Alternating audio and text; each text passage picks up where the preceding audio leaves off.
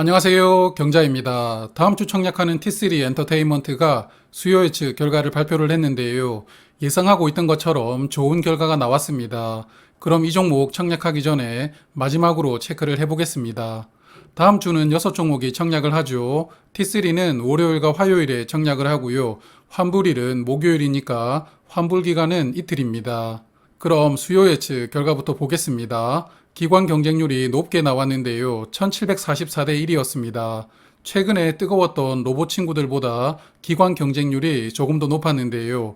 그리고 의무합약 비율은 4%인데 최근에 공모주를 기관도 길게 보유하는 게 부담스럽습니다.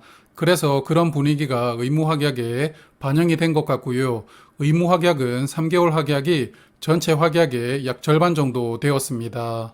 최근에 청약한 종목들하고 비교를 해보면 기관 경쟁률은 당당하게 1위고요. 뉴로메카보다 약간 더 높았습니다.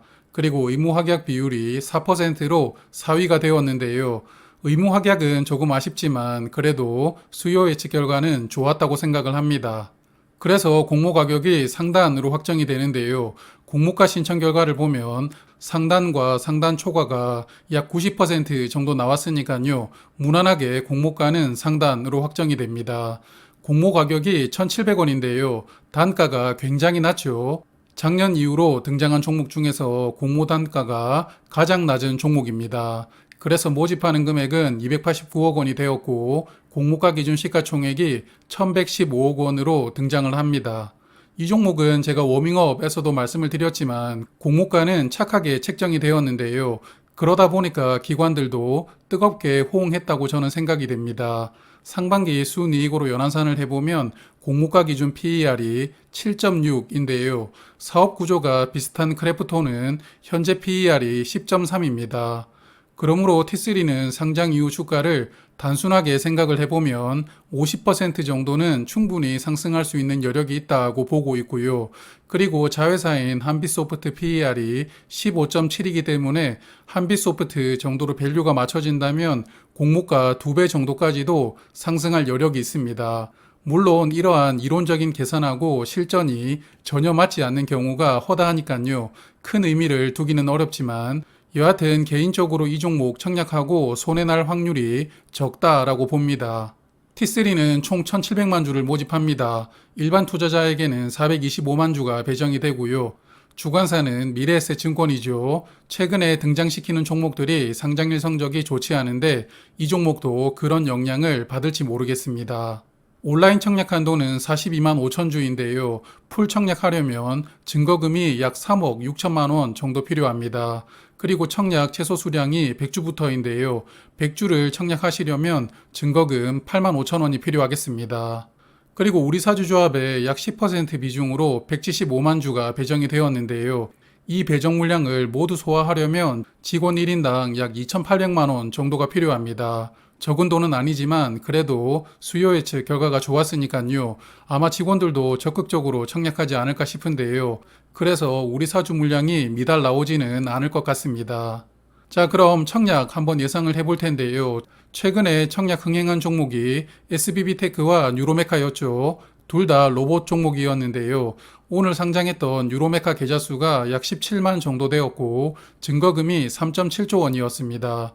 저는 이번 T3 청약은 유로메카보다 조금 더 적게 들어온다고 예상을 하고 있습니다. 그래서 계좌 수는 16만 그리고 증거금은 3.1조 원 정도를 예상을 해보고 있는데요. 16만 계좌가 청약에 참여를 한다면 13.3주가 배정됩니다. 최소 청약 수량이 100주라고 말씀을 드렸죠. 균등만 하신다면 100주만 청약하시면 충분합니다. 그리고 비례 경쟁률은 1700대 1인데요. 그래서 비례로 한 주를 받는데 필요한 증거금이 144만 원 정도 될 것 같습니다. 여하튼 월요일에 1일차 청약이 끝나면 다시 한 번 더 보겠습니다. 이 종목은 유통 물량이 좋지는 않습니다. 의무 합약을 고려해보면 상장일에 2027만 주로 비중은 30.9%가 유통됩니다. 주식 수는 엄청 많은데 공모 단가가 워낙 낮기 때문에 유통금액이 그래도 345억 원으로 부담스럽지는 않다고 보고요. 기존 주주 물량이 약 8% 정도 되니까 상장일에는 공모 주주 물량이 더 많습니다. 그런데 이 종목 상장일에 추가될 수 있는 물량이 좀 많은데요. 먼저 스톡 옵션이 있습니다. 382만 주가 행사 가격 1,000원으로 상장일부터 등장하게 되는데요. 행사 가격이 1,000원이니까 직원들이 아마 적극적으로 행사할 것 같습니다. 이 스톡 옵션이 전체 물량의 5.8% 되고요. 그리고 전환 우선주가 약 63만 주 정도 되는데 다만 전환 가격이 1,575원이라서 공모 가격하고 큰 차이가 없습니다. 그래도 상장일에 주가가 좀 높게 뜨면 이 물량도 나올 수 있으니까요. 스톡 옵션과 전환 사채까지 더해지면 유통 물량 비중이 38% 정도까지 됩니다. 그래서 유통 물량은 T3의 단점이라고 봐야 될 것 같습니다. 최근에 공모 가격이 상단으로 확정된 종목들은 모두 수익을 주고 있습니다. 오늘 상장한 유로메카도 기대했던 것에 못 미쳐서 그렇지 그래도 시초가 기준으로 공모 가격보다 43% 상승해서 시작을 했으니까요. 다른 종목이었다면 선방했다라고 볼 수 있는 성적표였습니다. 그러나 수요일에 상장했던 QRT가 상장일부터 주가가 하락하더니 오늘도 계속 하락하고 있는데요. 파란비가 내리고 있고 제 마음속에도 파란비를 내려주고 있습니다. 그리고 오늘 유로메카와 같이 상장한 JI테크는 위니아이드와 비슷한 수준으로 주가 하락이 나오고 있습니다. 시초가부터 하한가로 출발을 해서 12시 30분 기준으로 주가가 공모가 대비 24% 빠졌는데요. JI테크는 기관 경쟁률이 그래도 꽤 나왔는데 유로메카와 같이 상장한 영향인지는 몰라도 제가 생각했던 것보다는 훨씬 더 큰 하락이 나오고 있습니다. 그래서 이번 T3도 수요 예측 결과는 좋았지만 과연 이게 비례청약까지 했을 때 괜찮을까? 라는 걱정이 되기는 하는데요. 그리고 파킹 통장 금리를 보고 있으면 이런 생각들이 더욱 많아지게 되죠. 그래도 저는 이 종목은 비례청약을 결정을 했습니다. 11월에 남아있는 종목들이 아직 꽤 많은데요. 아마 이 종목이 저는 11월 중 유일하게 비례청약까지 해볼 수 있는 조건이지 않을까 생각하고 있습니다. 그런 의미에서 저는 비례청약을 하기로 했고요. 환불기간은 이틀이니까 그나마 부담감이 좀 덜합니다. 여하튼 앞서 말씀을 드렸지만 최근에는 분위기가 워낙 어수선하죠. 그래서 보수적으로 접근하신다면 그냥 균등 정도만 하시는 것도 나쁘지는 않을 것 같습니다. T3는 11월 17일 목요일에 상장하는데요.